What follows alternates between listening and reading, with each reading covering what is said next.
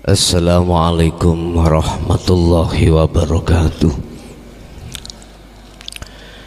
Ila hadratin Nabi Mustafa Rasulullah sallallahu alaihi wasallam wa ala alihi wa azwajihi wa dzurriyyatihi wa qurrabatihi wa ali baitihi wa ashabil kiram wa ila jami'il anbiya wal mursalin wal awliya wa syuhada wa salihin wa tabi'ina ila yaumiddin, khususan ila jami'i masyayikhi ila muntahum wa ila abaina wa ummatina wa azdadina wa masyayikhina wa auladina wa azwajina wa dzurriyyatina wa ahli baitina, khususan ila jami'i man tabi'ana wa jami'il arwah fi hadil majlis wa ghairuhum sayyulillahi lana wa lahumul fatihah.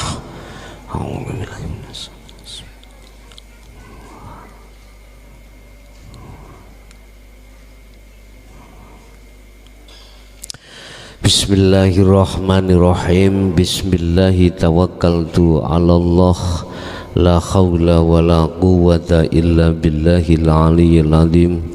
Asyhadu an la ilaha illallah wa asyhadu anna Muhammadan abduhu wa rasuluh. Allahumma salli wa sallim wa barik alaihi wa ala alihi wa ashabihi ajma'in. Qala Allah ta'ala fi kitabihil karim, a'udzu billahi minasyaitonir rajim. Bismillahirrahmanirrahim. Ya ayyuhalladzina amanu dzkhulu bis-silmi kafah wa la tattabi'u khutuwati syaitan innahu lakum aduwwum mubin. Shadaqallahul azim. Amma ba'd. Sepanjang masa sampai detik ini, bagi kita yang belum mengenal pengajaran-pengajaran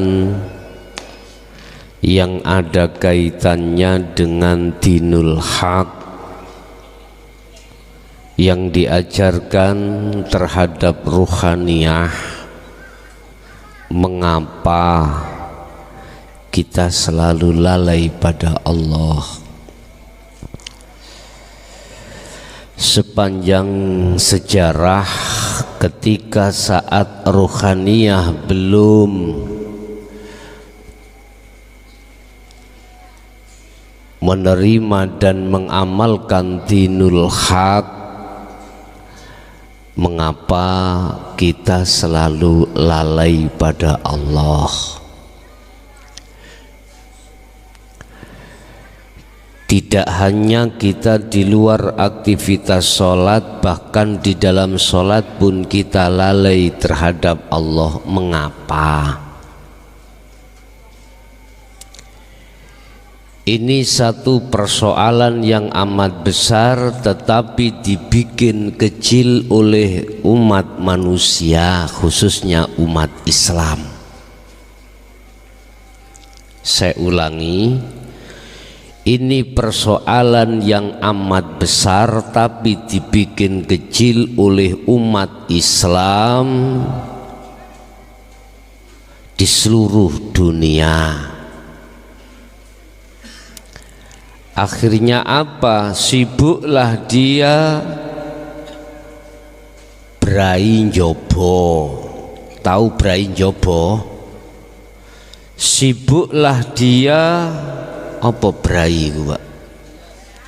Berhias jasmaniah. Kelambenane gak jubahane gak gelem. Kemana kemari nek gak kopian ra gelem. Yang perempuan juga begitu. Kemana kemari kalau kalungannya diketokno ning jeruk jabone kelambi.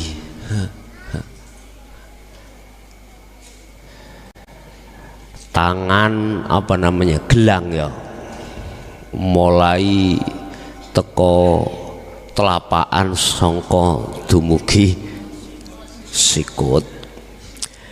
Tidak terima tangan Kaki apa Pak? Pinggel ya. Pinggel digedhekne. Masih kurang irung dibolongi. Berhias secara syariah silahkan, tapi jangan sampai membekas di hatimu. Hatimu tidak bisa terbekasi dengan hiasan dohiriyah, manakala ruhaniyahmu juga kau hiasi. Itu prinsip dan tidak bisa dibantah.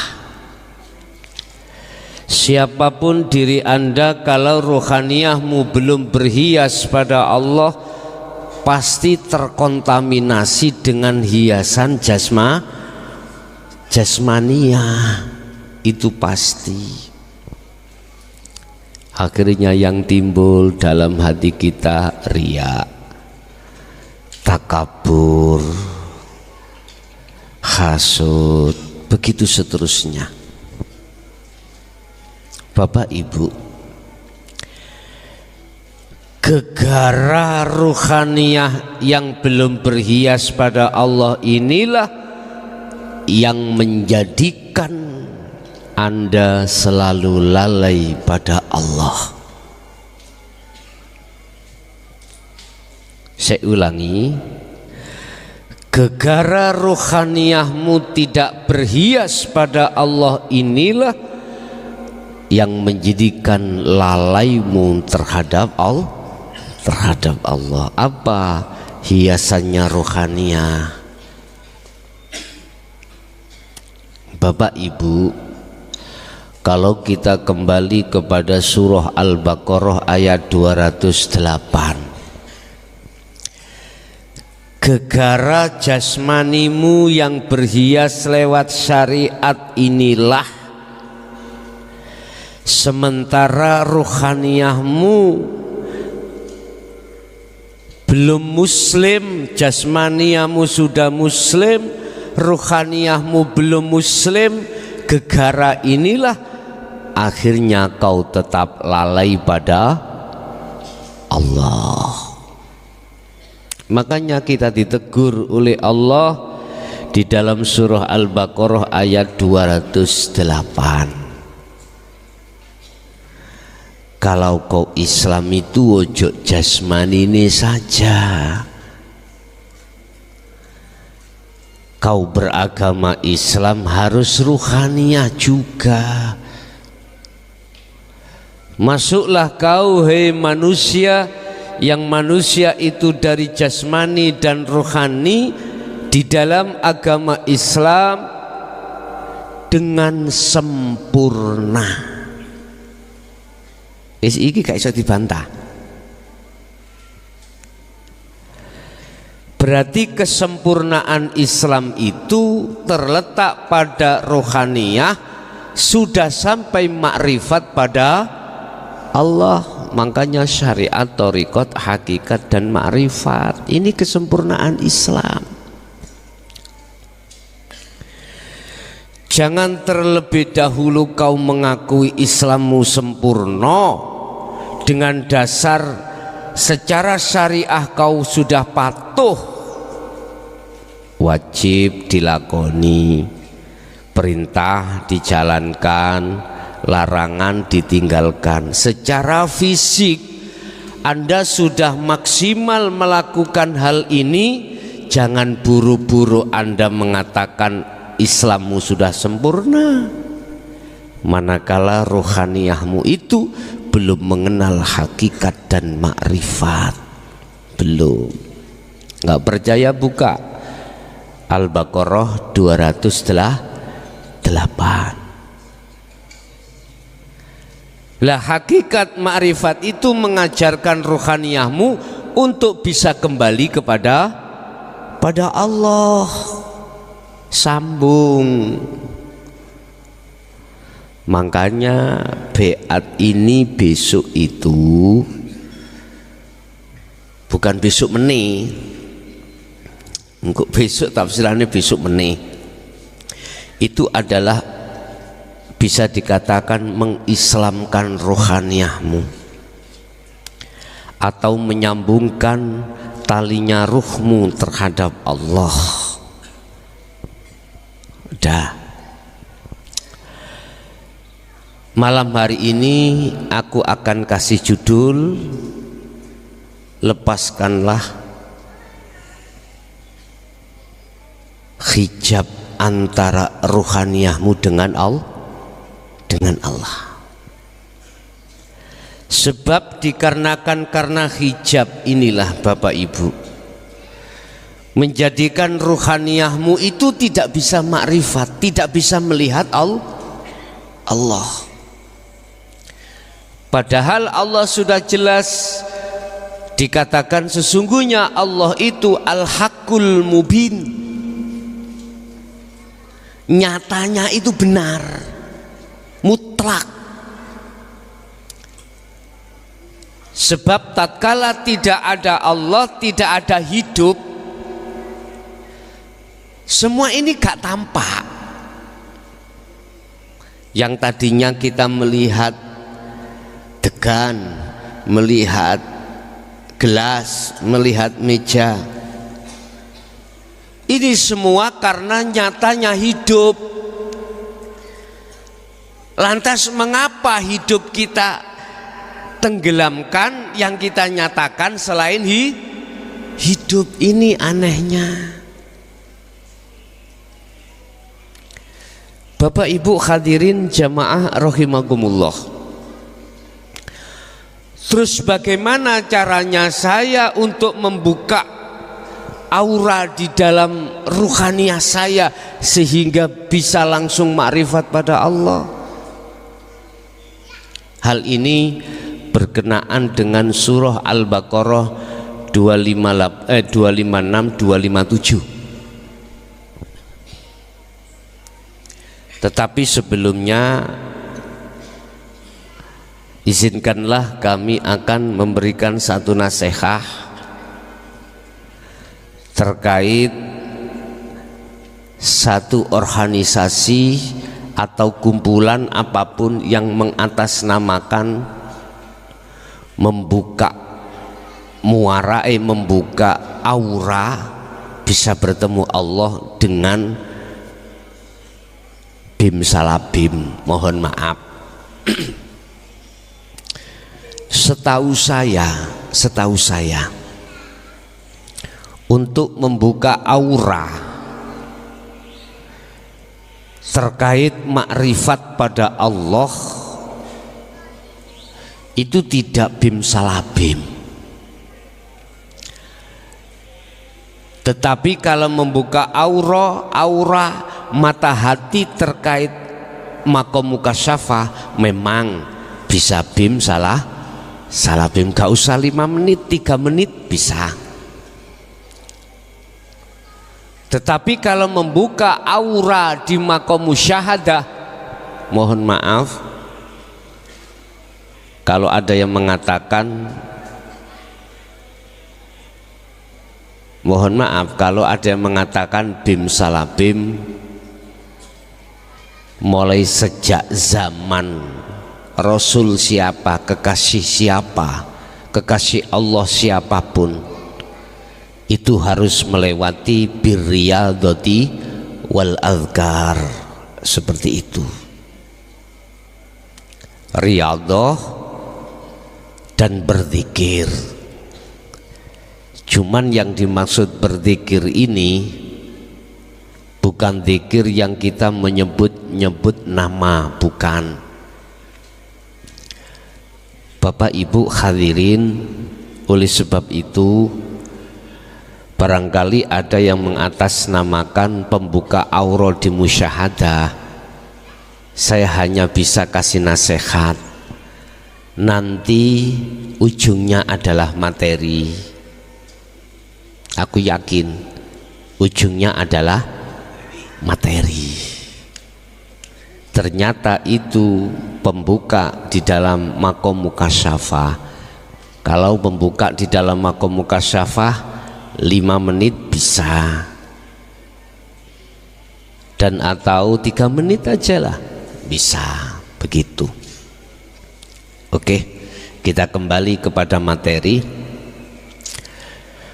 Bukalah, singkirkanlah, robohkanlah pembatas antara ruh dengan Allah.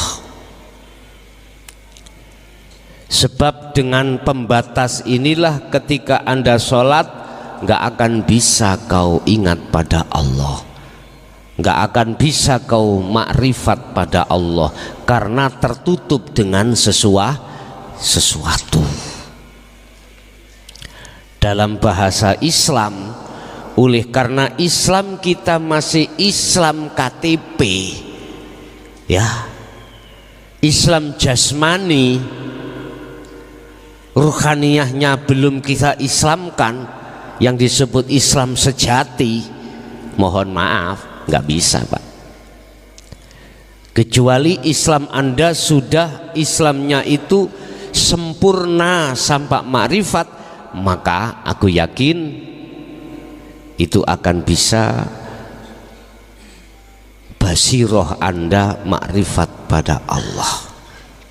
Pun dibuka di dalam surah Al-Baqarah 256 dulu, bagi pemula khususnya.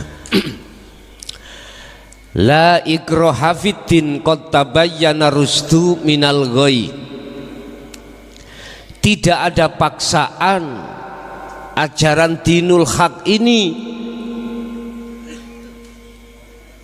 harus diikuti, ndak. Jadi kami tidak memaksa umat manusia, khususnya umat Islam, supaya ruhnya itu Muslim, supaya ruhnya itu Islamnya Islam sejati, ndak. Supaya ruhnya itu mengenal Allah, tidak. Ini ajaran tidak ada paksaan bagi Anda semuanya. Ajaran yang mana? Qad tabayyana rusdu minal ghayy. Ajaran yang membebaskan ruhaniyahmu dari belenggunya hawa nafsu lewat hijabnya itu, sehingga Anda tidak bisa untuk melihat makrifat pada Allah. Lah, ajaran ini disampaikan. Kalau Anda mau, terimalah. Kalau tidak mau, ya pulanglah. Artinya ya udah, itu hakmu masing-masing. Yang ada di YouTube, kalau itu enggak cocok di hatimu, ya udah, matikan YouTube-mu. Kalau cocok silahkan terus. Inilah ajaran yang membebaskan dirimu, ruhaniyah maksudnya, dari belenggunya hawa nafsu. Dan atau boleh saya beri penjelasan, qad tabayyana ar-rusdu minal ghayy. Ajaran yang menjelaskan tentang kebenaran, tentang masalah penerangan, minal ghayy, keluar dari kegelapan. Mana ajaran itu yang disebut fiddin, aidinul haq, agama yang mengesahkan pada Tuhan? Mana? Famay yakfur, barang siapa yang meninggalkan bitawuti, kelawan hijab-hijab di dalam hatimu. Niki Pak,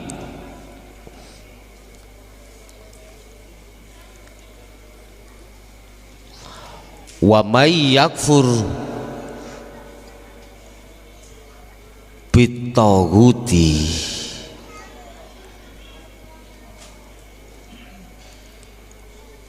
wa yu'min billah.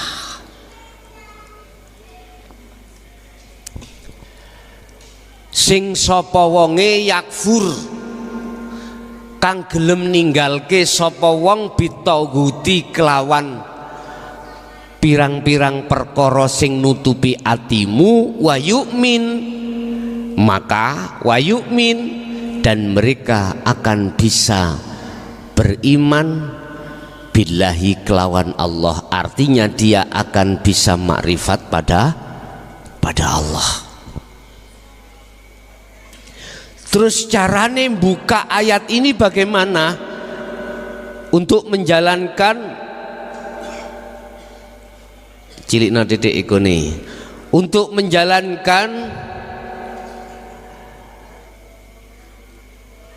penghapusan daripada hijabnya hati yang sudah ditanam oleh nafsu di dalam diri kita supaya bisa sampai makrifat pada Allah. Bagaimana caranya? Kalau ini ditegaskan, barang siapa yang meninggalkan, merobohkan, menghilangkan hijabnya hati, wa yu'min billah, dan mereka itu akan bisa sampai pada Allah. Terus caranya untuk wa yakfur, yakfur itu bagaimana? Untuk meninggalkan itu bagaimana? Maka inilah Pak, kita butuh panduan Al-Qur'anul Qadim. Yakfur bitaghut itu adalah dibahasakan nafi, wa yu'min billah dibahasakan isbat. Artinya gini Pak, iki nafi, iki isbat. Apa nafi dan isbat itu? Gini, di dalam nafi itu ada su'aul basyirah.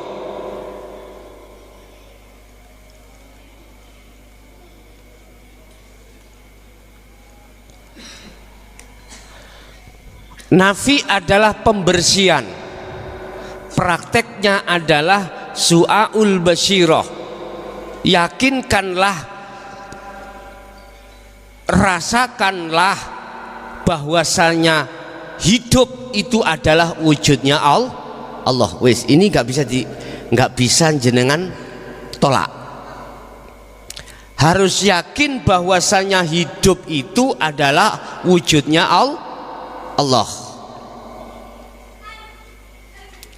Di manakah wujudnya Allah itu? Hidup itu ada di dalam dan di luar dirimu. Bahasa kalau boleh saya katakan, laisa kamitslihi syai'un itu ya di depanmu ini loh. Ini wujudnya Allah. Ini nafi. Condongkan hatimu, ruhaniyahmu terhadap hidup ini. Jangan kau condongkan ruhaniyahmu terhadap selain ini. Yang dimaksud fisik ini jangan, makhluk ini jangan. Ini maksud yakfur bitaghut. Berarti Anda harus melaksanakan zikir sirul asrar ketika Anda pengen yakfur bitaghuti, pengen menghilangkan, merobohkan hijab tutupnya hati, tutupnya roh, antara roh dengan Allah. Sebab inilah biang kerok ruhaniyahmu itu tidak bisa menyatakan wujudnya Allah. Di dalam tafsir Al-Qur'anul Karim tentang ayat ini, apakah di Jalalain, apakah tafsir Mundir, tafsir Munir, nggak muncul su'aul basyirah. Sampai buka di dalam Al-Qur'anul Qadim baru muncul adzikru bisiril asrar, terletak di su'aul basyirah. Ketika saat proses yakfur bitaghut, ya ini waktunya relatif. pancaran hati imanmu hanya pada hidup itu kau condongkan, ini relatif waktunya, maksimal lah saya kasih waktu 40 hari 40 malam. Setelah ini selesai, wa yu'min billah, maka disitulah akan nyata wujudnya Allah. Kalau kita bahas masalah iman, konteks imanmu itu tidak ada selain Allah. Contoh, kau melakukan sholat, kalau sudah wa yu'min billah, imanmu itu sudah tidak lagi kau yang melakukan, tapi yang melakukan adalah Allah. Itu nantinya gitu. Akhirnya isbat ini memunculkan ainul basiroh, ain wa haqqul basiroh. Ini Pak, melihat dan bertemu dan menyatakan iman itu hanya Allah yang melakukan. Bahasa hatimu mengatakan ya aku iku Allah. Hidup itu loh Pak, menyatakan seperti itu. Mudah toh ya? Mudah. Tinggal Anda memfokuskan ini.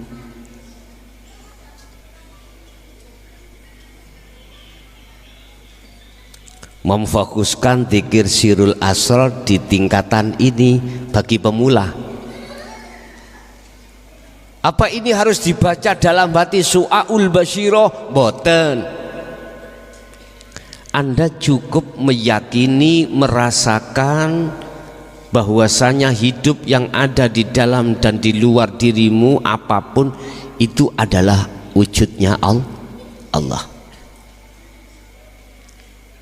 Seperti halnya gini loh Pak, ini taruh aja kacamata, Anda tidak tahu, saya kasih tahu Pak, Bu, di dalam kopiah ini ada kacamata.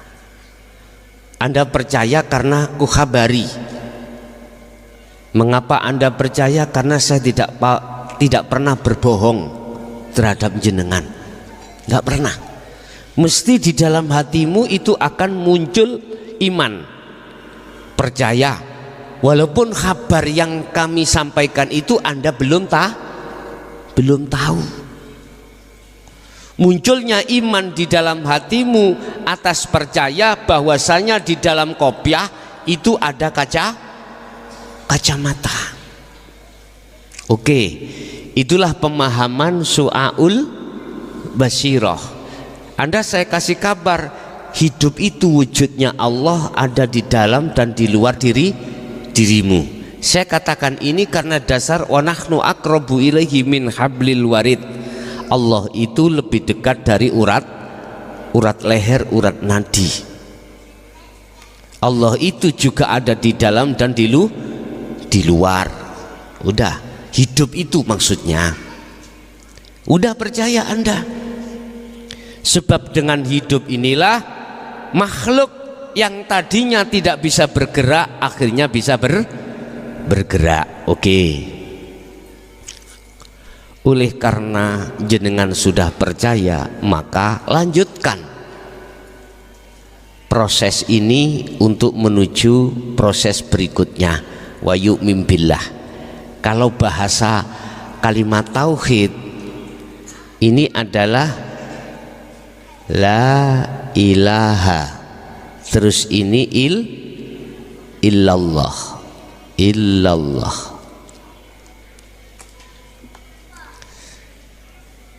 Arti la ilaha tidak ada Tuhan. Loh, maksudnya tidak ada Tuhan?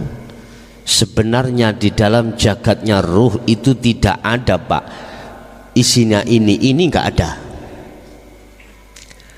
Berhubung kau adakan dalam hatimu, maka bersihkanlah. Sebab ketika kau mengadakan ini, tauhid ini dalam hatimu, sama halnya secara hakikat kau telah menyekutukan Allah. berarti ruhaniyah kita masih terbelit syirik khafi. Apa syirik itu? Menyekutukan Allah dengan sesuatu. Contoh, Anda mempunyai yakin selain Allah itu yang bisa bergerak. Ada keimanan dalam hatimu yang melakukan ini si A, itu sudah syirik Anda. Si A kan ada di dalam hatimu, kau iman si A yang melakukan, berarti itu Anda telah terjangkit syirik khafi, dan itulah yang menutupi hatimu yang disebut tauhid. Paham? Nah, dengan ajaran dinul haq inilah Anda diajarkan untuk merobohkan tauhid itu di dalam hati. Barang siapa yang meninggalkan atau membersihkan tauhid di dalam hati, wa yu'min billah, mereka akan bertemu Allah.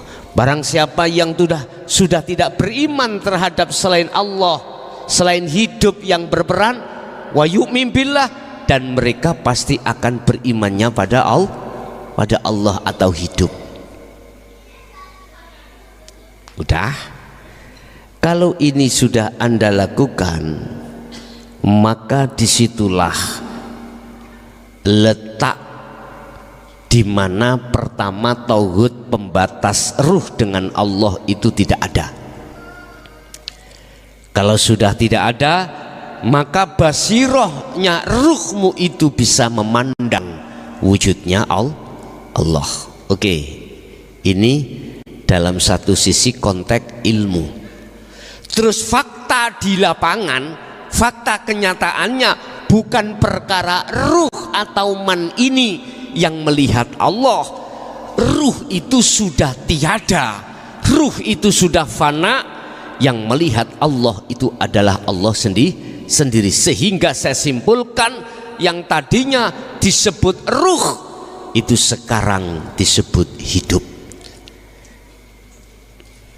Tak buka, dibuang yang namanya tauhidnya, apa yang terjadi?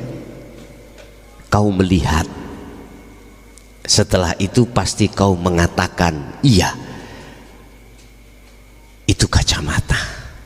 Nggak mungkin jenengan mengatakan selain kacamata. Sama kalau sudah sampai makrifat Allah, Anda tidak akan pernah ruhaniyah itu beriman selain daripada hidup itu berperan. Kalau sudah begini Bapak Ibu, nggak ada bedanya af'al yang ada pada taat dan pada maksiat secara syariat. Bingung nggih? Apa kejadian yang ada di masjid dan di lokalisasi miturut pandangan orang yang sudah di sini itu sudah tidak ada bedanya karena melihat Sang Yang Tunggal saja.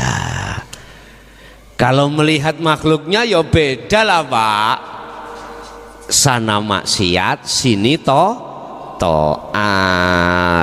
Paham nggih? Oke. Diteruskan ayatnya. Faqadistamsaka bil urwatil wuthqa lam fisama laha. Siapa yang sudah melakukan hal ini, memegang teguh pengamalan ini lewat sirul asrar, maka itulah orang yang disebut memegang teguh tali Allah. Makanya beat itu saya tidak membeat jari dengan sirinda. Itu pembeatan di thariqah. Di hakikat pembeatan saya adalah di sirul asrar dan fana'ul dzikri. Begitu Bapak Ibu. Oke. Wallahu sami'un alim. Utawi Allah iku sami, zat kang yang maha mendengar, alim dan mengerteni. Artinya gini Bapak Ibu, ketika saat Anda dihadapkan kondisi apapun secara fisik, ruhaniyahmu itu selalu condongnya melihat pada nyatanya hidup. Itulah nyatanya Allah. Inilah kekasih Allah. Walaupun Anda itu bisanya melakukan hal itu 24 jam hanya 5 menit, itu sudah disebut sebagai kekasih Allah. Bukan ilmu loh Pak ya, bukan paham ilmunya loh, ndak, sudah praktek ilmunya. Berarti Anda sudah bisa merasakan, mengimani yang sebenarnya. Bukan ilmu pengajian ini, ndak, bukan. Pengajian ilmu ini untuk memudahkan Anda melakukan nantinya ketika mempraktekkan maksud yakfur bitaghut wa yu'min billah. Sebab sebelum kau melakukan tindakan ini, yakfur bitaghut ini, terlebih dulu saya pahamkan ilmunya supaya mudah Anda melakukan. Kalau hatimu tidak damai ketika sudah melakukan ini, kalau hatimu tidak cenjem, ruhaniyahmu tidak dingin, mohon maaf, berarti sistem yang saya lakukan itu salah. Ilmu ini tidak bisa dipertanggungjawabkan. Tetapi saya berani bertaruh. Nek sampean gelem taruhan sampai aku, monggo. Kalau tidak menjadikan rohaniyahmu itu damai, taruhane wis njaluk opo sampean, sakarepmu. Sampean jual, aku beli. Nah, wis sakarepmu, njaluk opo? Taruhan piye? Opo tah nek jadarek ben aku dikongkon muda 7 bendina 7 bengi ngumeti desa, tak lakonani. Lha gak apa-apa. Tapi yang ngono nek sampean damai ya tak balik. Itu namanya taruhan. Mengapa sih saya katakan ini? Untuk mentaukidkan, menguatkan imanmu itu biar tidak ragu gitu loh. Udah dilanjut di dalam surat Al-Baqarah ayat 257. Inilah faktanya, saya berani taruhan. Allahu waliyul ladina amanu yukhrijuhum minadh-dhulumati ila nur. Barang siapa yang betul-betul melaksanakan ini, otomatis Pak, jenengan bisa melaksanakan ini kudu buka ika Al-Quranul Karim tok, harus Al-Quranul Qadim baru dong. Hanya Al-Quranul Karim tok mboten saged sampean. Maksud aslinya ayat di dalam Al-Quranul Karim seperti ini, bagaimana tidak paham? Allahu utawi Gusti Allah iku waliyun, sebagai imammu. Imamnya siapa? Alladzina amanu, barang siapa orang-orang yang menjadikan Allah sebagai imamnya. Oke, tak tulis sekalian. Sampean koyoke males buka Google.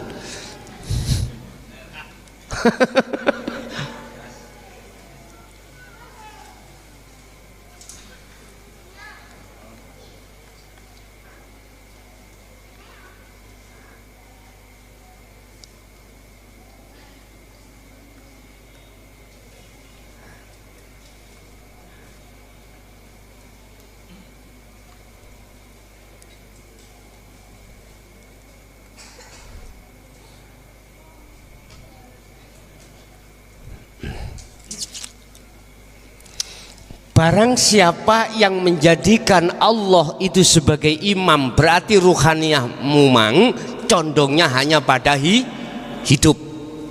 Aku nek ngomong hidup boleh agama Hindu, Nasrani, apapun boleh, gak hanya Islam. Siapa menjadikan hidup itu sebagai imamnya hatimu, maka yukhrijuhum, hidup itu ya yang disebut Allah bahasa Islam akan mengeluarkan dirimu ruhaniyah minaz zulumat, dari kegelapan ila nur, menuju terang benderang, dari kebutaan menuju tidak buta.